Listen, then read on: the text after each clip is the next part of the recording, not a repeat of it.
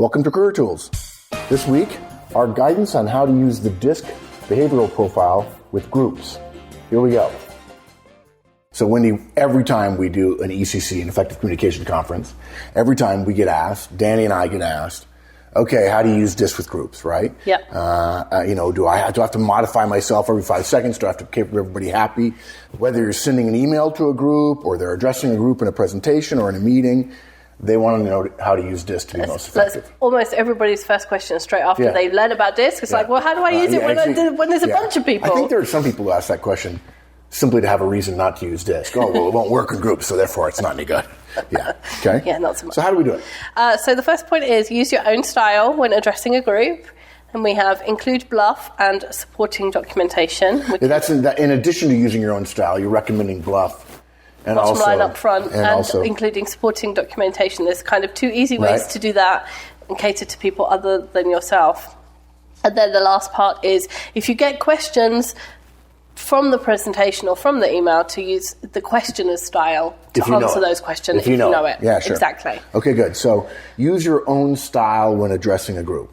Okay, so if you're a high D and you would normally write a short email, just do that when you're sending a broadcast email out to your team, whether you're sending an all-hands email out to 500 people, or whether you're doing a presentation for 3 or 4 people or 500 people. It doesn't matter.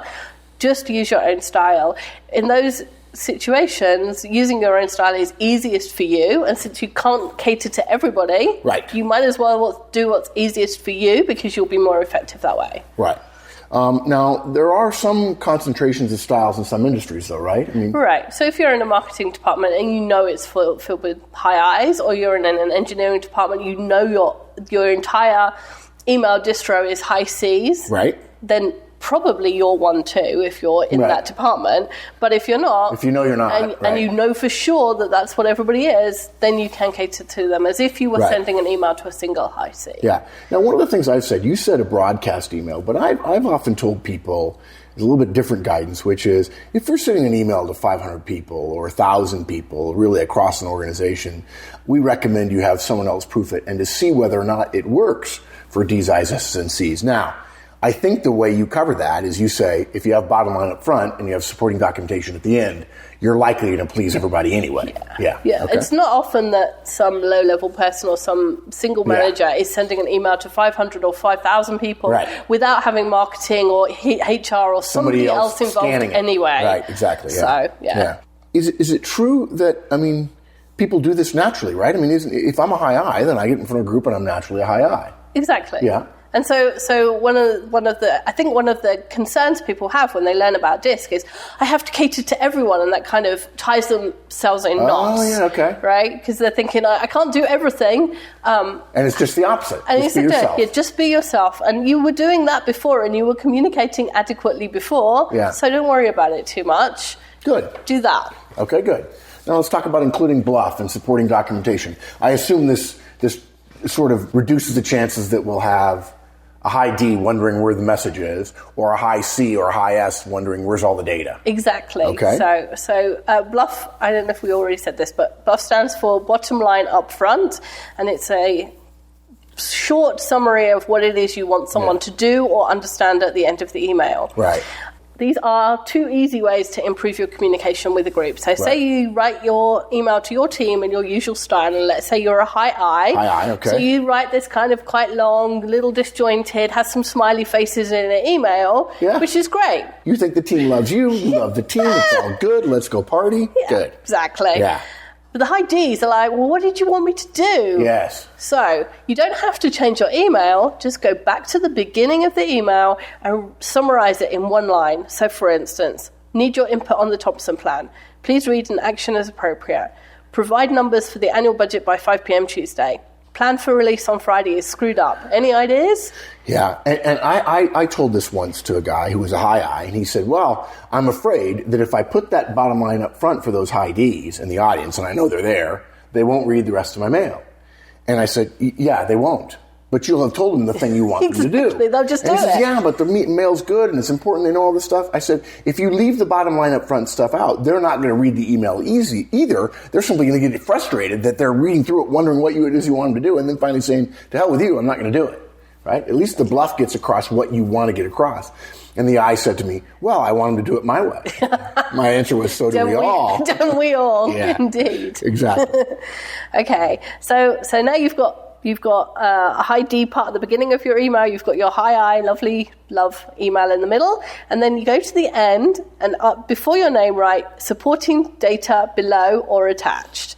And you don't have to analyze the data. You don't have to think about it. All you have to do is either attach it or copy it below your name as it was sent to you.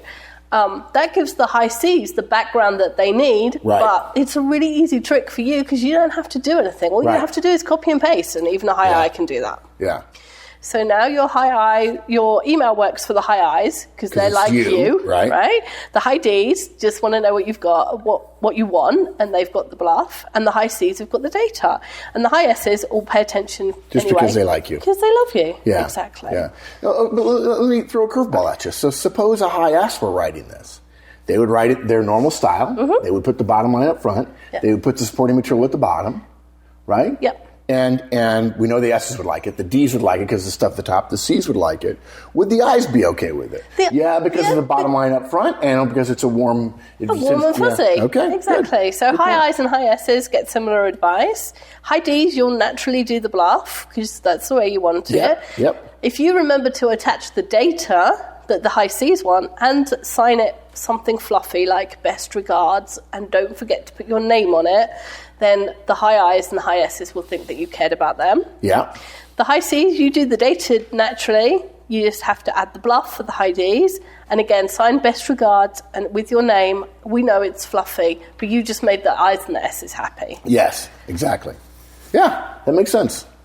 Now, the last thing you said was address questions using the questioner's style. Exactly. So if you're presenting or you have a follow-up question to an email you've sent, use the questioner's style. And you can usually tell that by the way they ask the question. Yeah. Or if you can't tell by just that one question, if you work with them pretty regularly, you probably have 50 emails from them, and you can use our guidance about going through emails and finding out what the style is. We put out a series of 4 podcasts on that a couple of years ago. You can analyze it pretty easily. You can tell the high D's from the high I's from the S's and the C's. Okay. Exactly. Okay. And this is true in a presentation as well, right? Absolutely. Yeah. You can tell by the way whether or not somebody smiles at you when they ask the question, how long the question is, how quickly they get to the point, whether or not they're making eye contact with you. Yeah, you're giving away one of my secrets. People ask this all the time at conferences. I said, well, haven't you noticed that with the high D's, I'm comfortable cutting them off, and when the S's, I wait until they're done and tell them what a good question it is? And everybody kind of shakes their head. They just can't possibly believe it. But everybody had a good experience answering questions, and the reason why is because you answer questions in a way that makes sense to the questioner. Yeah, exactly. Okay. So let's go through each one of them for high D. So a high D will ask you a short to the point question usually, so you answer it in the same way, quickly and succinctly. And if it's not sufficient, they will tell you. Yeah. I'll tell you one of my favorite ones, though, is high D says, something like, well, I don't agree with that. Yeah, that's one of the questions. And a great response to a high D, and that's simply a challenge. They're not asking you a question, right? I don't agree with that. You say, oh, okay, no problem. And then move right along. Uh-huh. And the high D will be frustrated, but will be comfortable with that because he attacked you or she attacked you, and you just basically said, fine. Then, you shared something, how nice of you, and move right along. If they really want a question answered, they'll ask it again. They'll say, wait. Okay, here's what I want to know. Da-da-da-da-da-da. Well, the answer to that is 7. Okay, and you can move right along to the next person. If you do that to a high S, the high S says, I'm really concerned about this. Well, sorry to hear that. And then move right along. That's crushed like a grape. Yeah. Okay, high I's. Okay, so high I's answer the question by relating it to the people involved. So if a high I says, I don't understand how this plan is going to work with IT, you say, but I've talked to Bob, and I've talked to Jane, and I've talked to Rosemary, and they're all on board. And if you want to get together with them to understand the special challenges, I'm happy for you to do that. Yeah, okay, good. I also think that if you're in a presentation, when you're with a high D, you can point at them, you can step toward them, you can answer the question and then move away from them very quickly, essentially cutting off a potential additional question, if in fact you thought the question was somewhat argumentative. With a high I, you could say, great question, I'm glad you asked. I bet everybody else was thinking the same thing, and that's a great question, I'm glad you asked it, blah, blah, blah, blah, blah. And you make the high I feel. Little ego stroke there. Happy. Yeah. Okay, so high S's answer the question by relating it to the impact on the people involved. So again, they say, I'm really concerned about the workload that this will make on IT. You can say, okay, I understand that Bob's workload will increase, and Rosemary has said that she will step up her hours in order to cover for the extra work that Bob is doing. Another thing that I do with high S's is I often say, thanks. It's a really good question. I'm glad you're thinking that way. I appreciate the fact that you're thinking about the team. We've thought through that. Here's our response. And with high S's, I'll say, does that satisfy your concern? And when they get a chance to say yes out loud, they feel taken care of. They feel like you're being sensitive to them. You don't need to ask a high D, did I answer your question? Because they'll say yes or no, or they'll interrupt you with another question if you didn't, in fact, answer their question. So I find it's very helpful with S's to step toward them, or at the end of an email to say, I hope this answered your question. If it didn't, please let me know. I'll be happy to take another shot at it. And the S feels like that's closure. Okay, I feel good. The D doesn't need that at all. Oh, okay. And then the last one is C. So answer a C's question with data and expect them to follow up with questions about accuracy. So a C will say, well, exactly how much workload will this be for IT? And you can say 57 hours. And they'll say, how did you calculate that? Yeah, or they'll ask you about more detail about the process. What process did you use to get to this conclusion, or what's our process going forward? And if you've given them a document which has the process in it, and you say, well, it's actually in the process document I've attached, they're going to immediately open that up and start looking at it. Now, they're going to be so involved in the process, they're probably not going to ask another question. But when they come to another question, it will be well thought out, and it will be, in some cases, multiple parts. Be careful when you answer a high C's question. It would not be unusual for it to be somewhat long-winded and for it to have multiple parts. And you don't really get any extra credit from a high C for saying, I think you asked a 4-part question, but you're really impressive if you answer all 4 parts. Yeah. And this is, again, a case where great presenters are all about the audience. Great presenters don't have to focus on their content because they know the content so well. They're focused on the audience. And if you get a 4-part question about a topic you know a great deal about, shouldn't be too hard to deliver a 4-part answer. Yeah. Exactly. So to summarize, use your own style when addressing a group. Yeah, it makes it easy. Absolutely. Right? Include bluff and supporting documentation. That covers both sides of the assertive and reserved, D's and I's and S's and C's. Good. Exactly. And address questions using the questioner's style. Yeah, I'll tell you, in email, being able to do that. When I get short questions from listeners, I give short answers right back. And I remember somebody said, wow, that's really, really short, blunt. I said, but look at his question. It's 1 sentence, right? These people who tell me stories, I'll write them a story back in some cases. Absolutely. Yeah, we love DiSC in terms of helping people communicate, because communication is a behavior we all engage in. In fact, communication is the single most frequent behavior of almost all professionals, particularly managers. And this is a case where DiSC works well for individuals, but you have to recognize its limitations within a group. Exactly. Yeah. Good. Cool.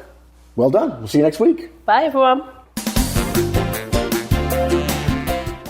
That's it. Thanks for joining us this week, folks. There's a lot more about DiSC and about behavior and about being effective at www.manager-tools.com. Hope to see you there.